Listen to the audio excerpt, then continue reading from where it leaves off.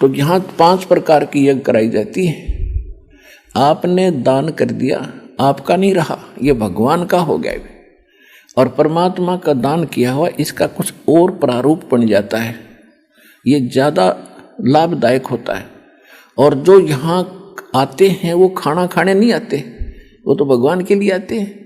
तो और भगवान के बच्चे भगवान के लिए आए हैं, तो उनको खिलाया हुआ ये दान अन्न बहुत ज़्यादा लाभ देता है। ये एक रूल है, दाता ने एक नियम बनाकर छोड़ रखा है।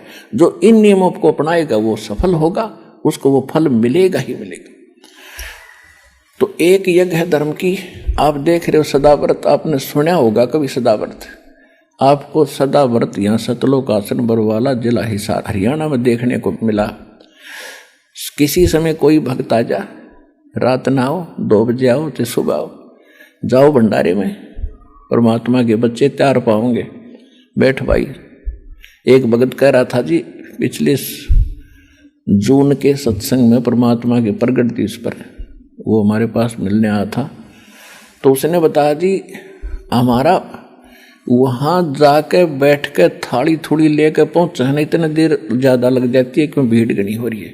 वहाँ बैठने के बाद भोजन आने में देरी नहीं लगती, जैसे परमात्मा ऊपर से तारण लाग रहा अपने भक्ता ने, 1 मिनट में आ जाता सारा, इतनी बड़ी गैदरिंग में। तो ये सदा व्रत कबीर भगवान ने लगा रखा है। बच्चों आपको पता आप कितना दान कर सकते हो, हमें पता है कितना दान आता है, ये आता कहाँ से है, इस चक्कर में पढ़ने की जरूरत नहीं।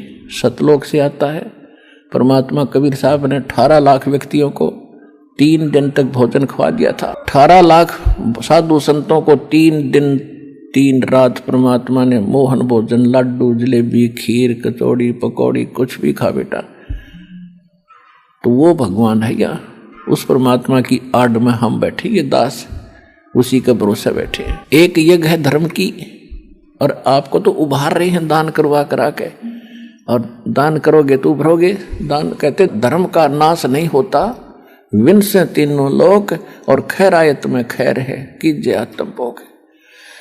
कबीर साहब कहते हैं धर्म बिना धापे नहीं, धर्म के बिना उभारा जीव का नहीं हो सकता।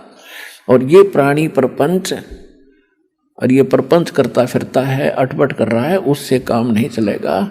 और आस बिरानी क्यों करे, तन दिया हो तो संच। यानी आज तो कोई भिखारी है, कोई किसी तरह मजदूर है, तो अब उसको मिल नहीं रहा क्योंकि पीछे दान करया नहीं। और दान हम करना चाहते थे तो हमें वो स्थान नहीं मिला जो सुपात्र हो।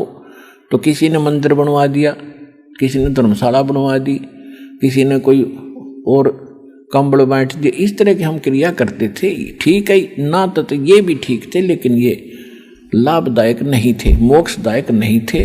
मनुष्य का जीवन सफल इनसे नहीं हो रहा था। अब इस तरीके से आपका मोक्ष भी होगा, आपको यहाँ भी इस संसार में रहोगे तब तक भी आपको विशेष लाभ मिलेगा, आपके संकट भी दूर होंगे।